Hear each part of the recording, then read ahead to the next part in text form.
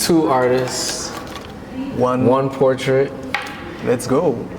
20 minutes, and then we're gonna put it together, and we'll just talk about our different styles, different approach, and just have a natural conversation about, you know, we're both portrait artists, so like what we like about portraits, what we like about, you know, the process, what we admire about each other's work, and it's not a competition, even though I'm competitive, you know, but you know what I'm saying? It's just more just, you know, the love of the game and trying to figure out, like, learn from each other about portraiture and whatnot. Yeah. Let's get started. All right, we started off with just like a light kind of Loomis method thing going on, just so that the actual final portraits would line up. It wouldn't be too crazy. So what's your technique to draw portraits? My approach, I kind of like to do it, it's almost like a blurry image coming into focus. So I like to just kind of just not concentrate too much on proportions in the beginning. Just maybe use my basic proportions kind of. And then kind of just try to draw with my eraser once I've blocked in my major shadows. Yeah. And then kind of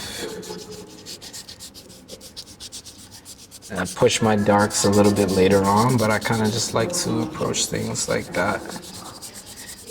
What about yourself? Let's say when I first started, I had that, let's say, just use my senses to draw. Then along the way, I learned about the Loomis method. Yeah. And sometimes just go with the flow. Yeah. That changed the whole game. Yeah. Like, I don't know what I was doing before, to be honest. I was still doing my thing, but there was no method to the madness, you know? And once I learned that, it's like I had to relearn how to draw everything, but it was like, it took out so much guesswork, and I was able to like diagnose what I was doing wrong in my portraits much faster, you know, so yeah. Yeah, it's really interesting because I know you've done a lot of portrait, like short times. Yeah. I think doing art battle and doing like a lot of live art just forces you to like become very creative in terms of how to solve problems really quickly, you know? So it's like big brush for a big portrait. And I learned kind of like to also just, when I'm doing my portraits, to kind of like, okay, think of the bigger picture first, and then get down to the details and the nitty gritty after. So I think my biggest struggle in portraits is symmetry. Symmetry, yeah? Yeah, like sometimes I'm just like, it looks good, but it's just like one side, like the sides just don't match. So I have to stop myself throughout my process and just kind of remind myself like to slow down and to measure every once in a while. I think the human body is always like a challenge, and hands are always a challenge for a lot of artists as well. So I kind of want to focus on that, because hands is like a whole other character in itself. So yeah. And what's your process like? It's mostly about the day. The day? Okay. Okay. It's different. It's different. It's different every day. Okay. You know, some when you first start, it's like you want to get like, okay, I need to niche down with one techniques. Okay. And sometimes you just want to be like, go into that drawing with that left brain. Okay. You know, to be more analytical, all of that. And sometimes you just, let's switch the brain. Okay. Okay. From right to left. From left to right, and just create, you know? Yeah. I kind of miss when I just didn't know what I was doing. And I was just like, because I made some choices that were so crazy, but it was like, it just made certain drawings just interesting, you know. And then now that like I kind of have a go-to kind of method of attacking it, it kind of makes everything a little bit more uniform. Like you stop dressing drawing a little Yeah. less like you, and you start drawing like everybody else, you know. So like I kind of still draw a lot of my inspiration going through my older sketchbooks when I was younger, and I had no idea what I was doing compared to what I know now. But at Yeah. the same time, I was like, I was finding solutions still, you know. And there might be some jarring mistakes, you know, that like now I could easily figure out. But like, I was still finding my own solutions that I thought was kind of cool. So So it's mostly like a journey. yeah, it is. It was a journey, and like throughout that journey, I feel like you have to unlearn and relearn several times, and you have to be willing to learn. You know, I think that's the most important thing. Like as long as you have that hunger to be like, you're never like at a point where, well, you want to avoid being at that point where you're like, where you feel like you're so good that you already know everything, you know? Yeah, that's that's my right. biggest problem with teaching students when they're like, yeah, I already know that. I already know that. And I'm like, yo, Come you're on. 6. You're 6. Come on. Or you're like, you know what I'm saying? Like some of them are like, you know, because I teach some young kids and I'm like, and some of them are good, you know, but like you're talking about like you act like you know everything. And Yeah. it's just like, you gotta be hungry, you know. I have one of my students that's like, you know, always asking questions, always asking questions. He's one of the best artists I ever met. The kid is like probably like 8, Wow. 8 or 9, you know, and I'm just like, bro, this kid, everything I tell him is like, he picks it up immediately. And I'm just like, you shouldn't be in this class because I have to teach other like kids that are not at his level. You Yeah. know? And I'm like, if I had one-on-one time with you, bro, like, you know? So that's always it's the same thing with art. Like you should always have a teacher. I feel like you should always be teaching too, because teaching made me so much better as an artist. Because there was so many gaps in my knowledge, but I'm like, I have to learn this so well so that when they ask me questions, I have the answers. I can't just be like, I don't know, type of thing, you know? So, yeah, that helped me a lot. I think when we put it together, since we started right at the line, I feel like everything's gonna be too close together. That's right. I feel like your eyes are gonna be like almost touching because we didn't add enough middle Yeah. in the middle. Yeah, because I noticed how close my eyes to the line and then how close your eyes to the line. We're gonna have to add a little gap, you know? I just realized that. Yeah. You know, that's the fun part too. Yeah, that's It's the like fun part. you- It's you gonna don't- look a little janky, you Yeah, know? you don't think too much. Like you just create something.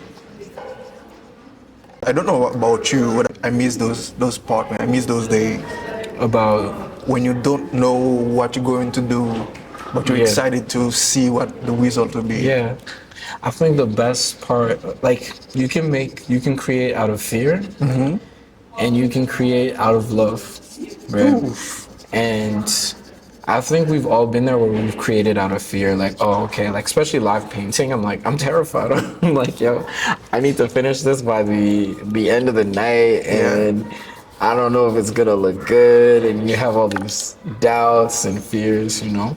But then there's like that creating when you first started doing art, right? And you just like were by yourself in your room for hours and hours and hours, and you know you got excited and you couldn't wait to show it to somebody. And, Yeah.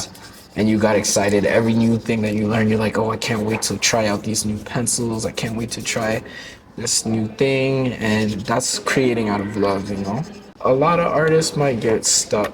Like we've all created out of both, you know what I'm saying? But you want to get into that space where more often you're creating out of love. And I feel like that's what helps you go the distance, you know? Yeah.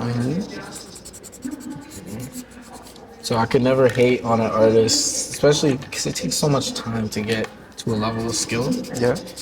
So much sacrifice, dedication. Your friends are going out to party, you know, and you're there alone in your room, you know, trying to learn this new technique, trying to edit a video. So, you know what I'm saying?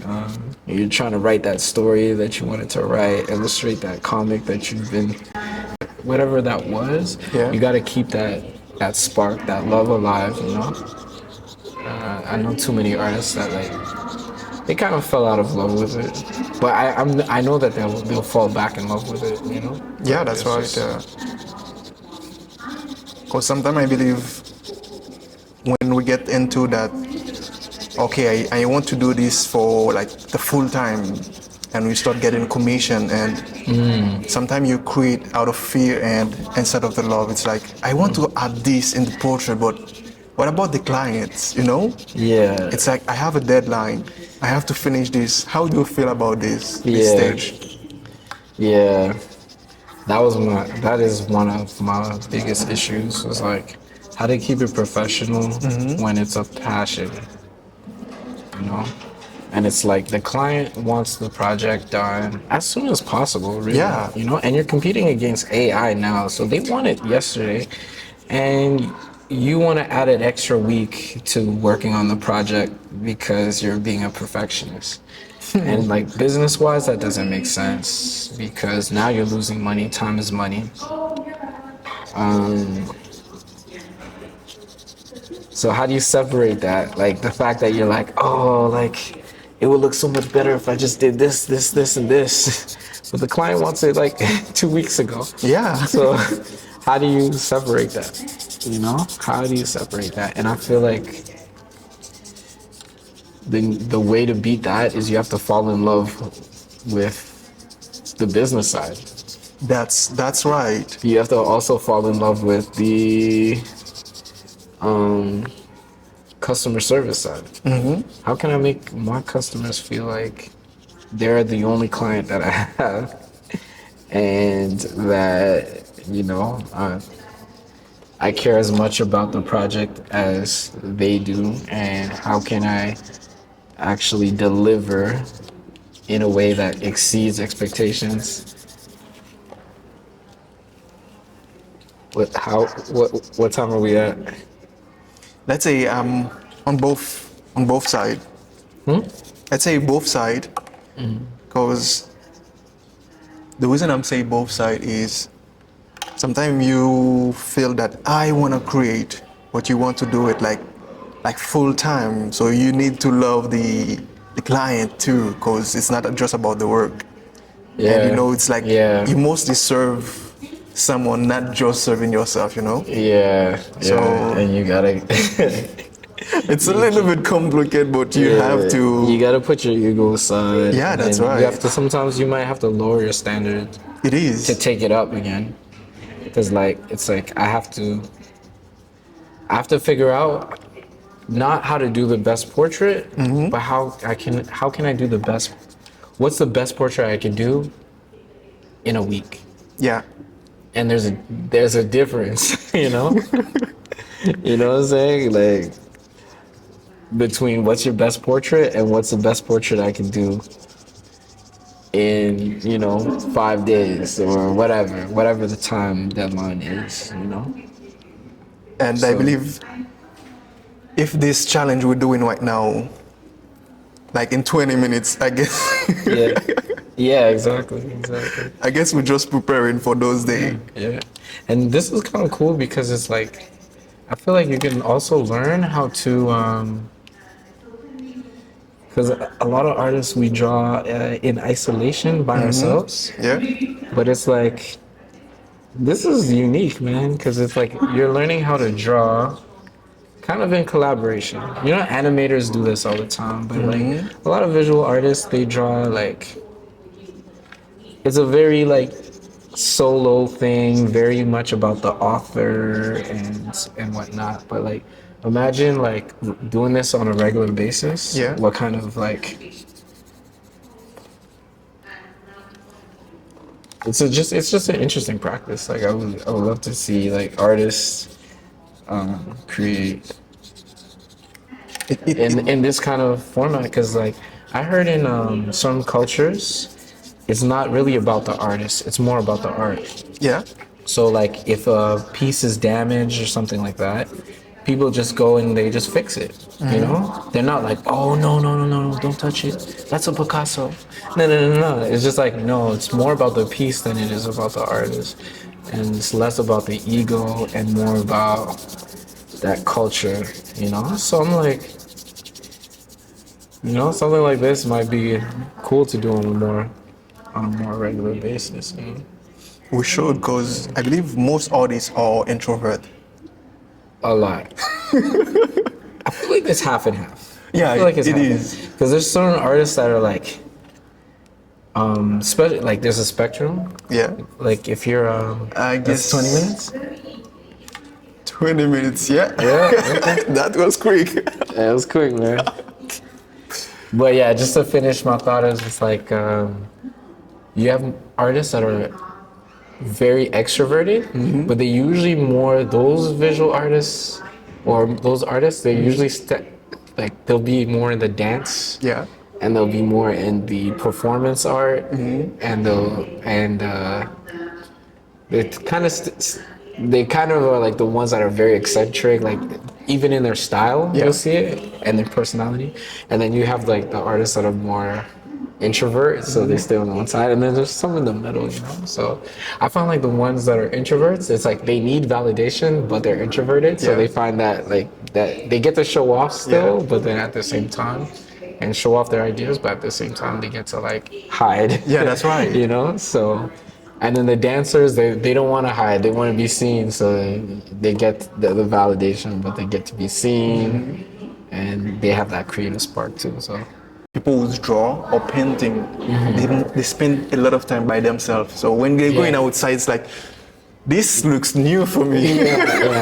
Yeah. I know certain projects like just took me out of society. Like Yeah. I've had certain projects where I was at home for a month, didn't talk to nobody, and I was just like, it had to get done for a certain time. And it's like you crave going out. It's like when you finally go out, you're like, you know. But I get overwhelmed after a while. Like people, after a while, like maybe a weekend. After a weekend, okay, I need to go back to my cave. And then by the next Friday, after working for a week, I'm like, I'm craving going out again. So, yeah, you want to put this together? Let's try. It is practice. Let's see how it goes. I knew the eyes are. I knew the eyes were gonna be close together. You might have to just space it out a bit. Very interesting. Yeah, Yeah. it's really fun. Yeah. Yeah. At least we know. You got to do the earrings. I didn't get to that part. I started doing that. I guess that's the result when you try to stick to the left brain. And you say, no, I have only 20 minutes, let's move. Well, her face is. We were right about the eyes being too close together. Yeah. We'd probably have to do something like a little bit more like this. You know? Because you should be able to fit an eyeball in between the eyeballs. Yeah. So if we were to do it again, I would probably mark the space between the eyeballs. Oh, that's the part we missed. Yeah. That's the part we Yeah. missed.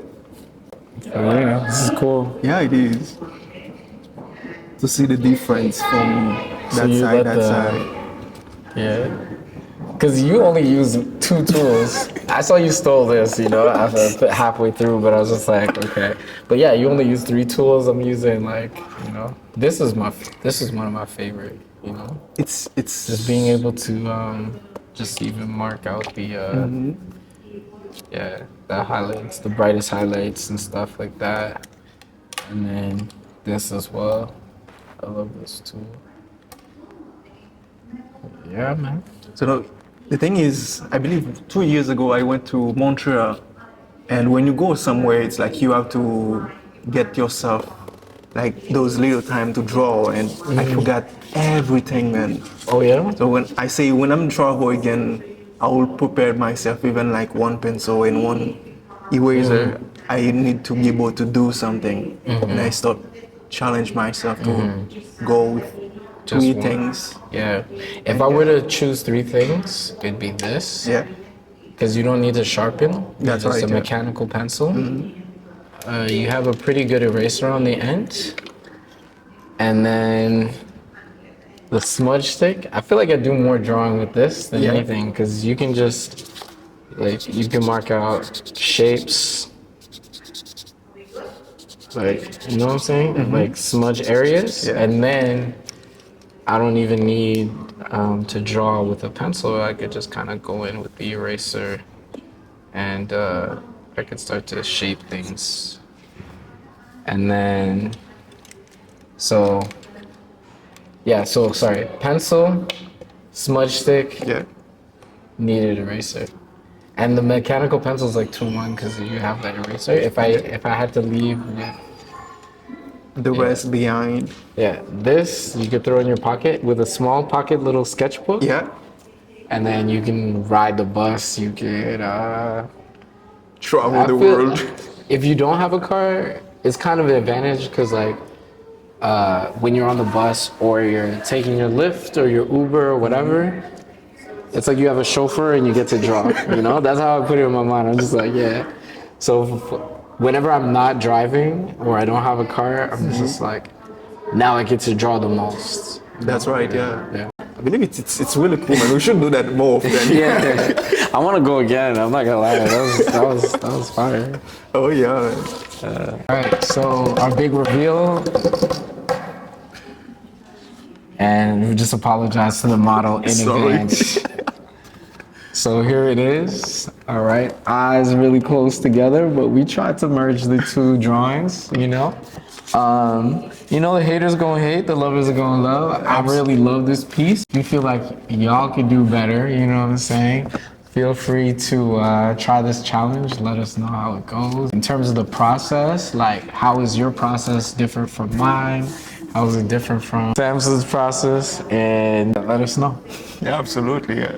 Yeah. It was really great. Yeah, man. Yeah, it was a cool conversation. This is our first time like making art together. I feel like artists should get together to make art. It's not all about work and it's not all about just consuming art, but it's also community coming together and just making art for art's sake and just enjoying your passion. So if you want to see a little bit more from me, you can follow me at art.life.andre on Instagram. It's art.life.andre on my humble little YouTube channel. I only got 19 followers, so feel free to, follow what I do on that one. And on TikTok, I believe it's art.life.andre as well. You want to share yours? Or? Mine is the Louis Simpson art. Yeah. Link in the description. Drop your comment. Yeah. Let's go. Yeah.